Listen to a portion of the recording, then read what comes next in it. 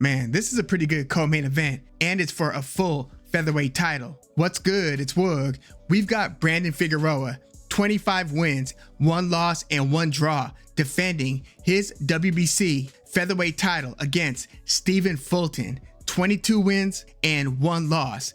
This is a rematch between these two. They fought in late 2021 in a very close and disputed fight where Stephen Fulton was awarded the majority decision win, and this was a unification fight where Brandon Figueroa came in with the WBC title, Stephen Fulton came with the WBO title, so Stephen Fulton left this fight with the victory and with 2 of the belts. And at the time, they were actually trying to angle for a Stephen Fulton versus MJ Akhmadaliev fight, who had the other 2 belts at the time. But Naoya Inoue stormed the gates at 122, where all of this was taking place, and he destroyed Stephen Fulton, stopping him in the 8th round. And I mean, thinking back, it's hard to even fathom that fight took 8 rounds for the stoppage. It seemed like it was like a 5th or 6th round stoppage just because of how badly it was going for Stephen Fulton seemingly the whole time. But the monster Naoya Inoue spoiled the party for Stephen Fulton, and then MJ Akhmadaliev got upset by Marlon Tapales. So that's why you had Inoue versus Marlon Tapales in the battle for undisputed, because again, Inoue took Fulton's titles and Tapales took MJ Akhmadaliev's titles. And again, that was all at 122. Brandon Figueroa went up to 126 first. Basically, after he lost that close fight to Stephen Fulton, he's had 3 fights since. Stephen Fulton, after beating Figueroa in that close fight, has also had 3 fights. The first of which was a win over Daniel Rahman, and then was the disastrous fight, for Fulton at least, against Inoue. And then he goes up to 126 and he fights a very close fight. We're gonna get back to this, but he fought a very close fight with Carlos Castro. So Stephen Fulton's only had 1 fight at 126. Brandon Figueroa, since Figueroa versus Fulton 1, again, has had 3 fights, and they all took place at 126. He stopped Carlos Castro. It was a very close fight before that 6th round stoppage. I mean, there was like I believe a 3rd round knockdown for Brandon Figueroa. But aside from that, it was actually, the rounds were very competitive. But Figueroa, with his kind of drown you, put you on a treadmill from hell type of style, yeah, he just drowned out Carlos Castro. Although I will say that stoppage was pretty premature. Like, Castro was up, he was against the ropes, and he was still kind of moving. He wasn't defenseless against the ropes. I mean, he was in a bad spot for sure, but in most cases, you see that exchange kind of play out a little bit more to see if Carlos Castro can do something within the next couple of seconds to get out of the way, to start throwing punches back, to tie up, which he didn't do enough of. Like when Figueroa would start rolling downhill, Carlos Castro wasn't holding in a lot of cases where he probably should have been. But again, he was competitive in most of the spots. It's just when things would go bad for him, they would go really bad. Again, it would be a knockdown and then the finishing sequence that led to the ref jumping in. Again, I believe prematurely.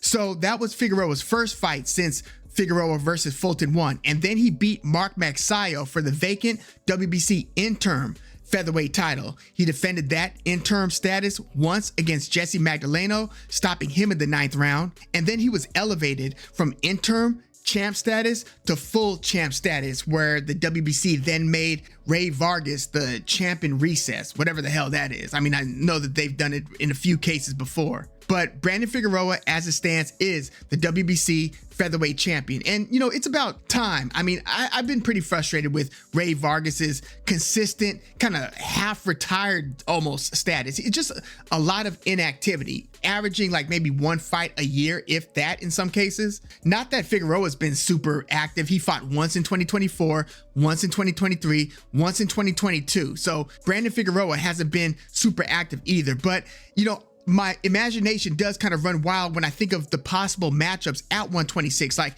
I would love to see Figueroa versus Angelo Leo, who Stephen Fulton actually has a win against, which is a win that's aging well for Fulton. Fulton beat Angelo Leo for his first belt, that WBO belt, down at 122. Angelo Leo has since knocked out Luis Alberto Lopez, so he's one of the champs. But I would love to see Figueroa fighting any one of these champs. I mean, I would love to see Figueroa versus Lee Wood if Lee Wood ever gets back in the ring.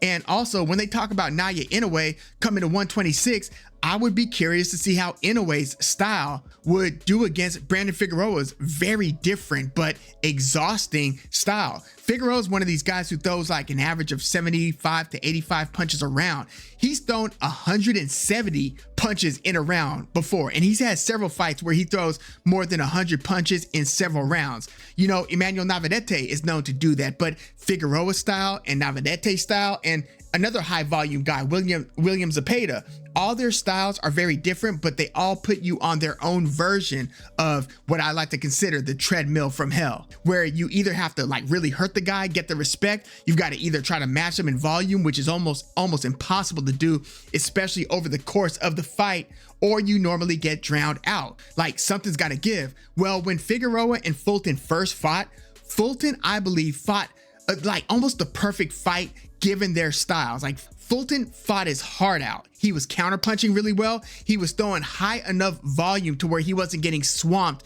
with Figueroa's activity. He was at least visibly landing he was landing more of the cleaner shots, even though Figueroa, if you look at just the CompuBox, just the punch stats, you would think that Figueroa should have won the fight. And some people thought that Figueroa should have gotten that decision over Fulton. But all I'm saying is Fulton fought the perfect fight for his style to give himself the best chance at winning on the scorecards against Brandon Figueroa. And Fulton isn't like a knockout artist. He's not a super hard puncher. So you've got to do a lot of those things where you have to keep your own volume high. Again, you don't have to match Figueroa's volume, but you've got to hit him cleanly enough to where you look like you are winning a lot of those exchanges. And you better pack a lunch and have tons of cardio, because again, I've seen people do well in spots against Figueroa. Luis Neri was doing pretty well in the early rounds before getting knocked out in the 7th round to the body. Jesse Magdaleno had his moments early before getting knocked out to the body in the 9th round.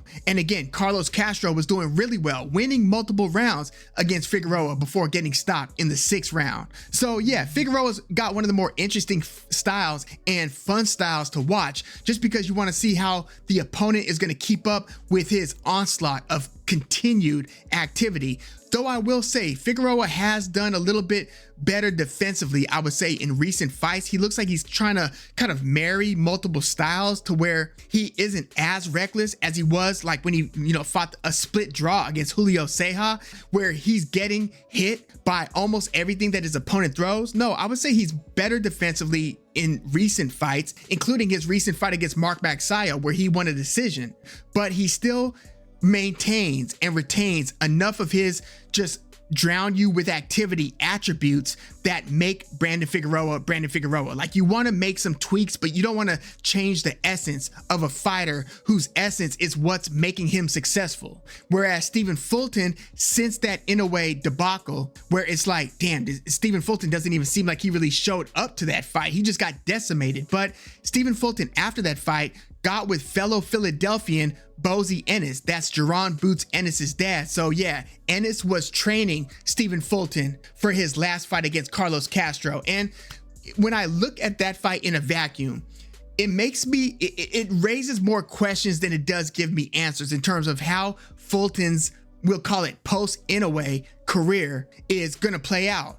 On one hand, he was very sharp, very nice with the counters, very quick, his reflexes were really good, but he got dropped pretty badly in that fight against Castro. He not only got dropped, but a few rounds later, he got hurt just as badly, if not worse. He didn't get dropped a second time, but he got wobbled to where he got hit with another short right hand, which is, Carlos Castro's calling card. He throws nice right hands, and he probably should have been throwing more of them, especially if you listen to Goosen and the different commentators during Fulton versus Castro. Castro's got a nice right hand, and again, he knocked Fulton not only on his butt, but Fulton fell to his back. But Fulton came back and recovered pretty well once he got up, and he won the next round, arguably the next couple of rounds, but then he again got hurt really badly to where he was holding on. And by the end of this, it was anybody's guess who won that fight when it went to the scorecards. And this was a 10-rounder, not a 12-rounder. So Fulton did win the split decision. They awarded him the victory,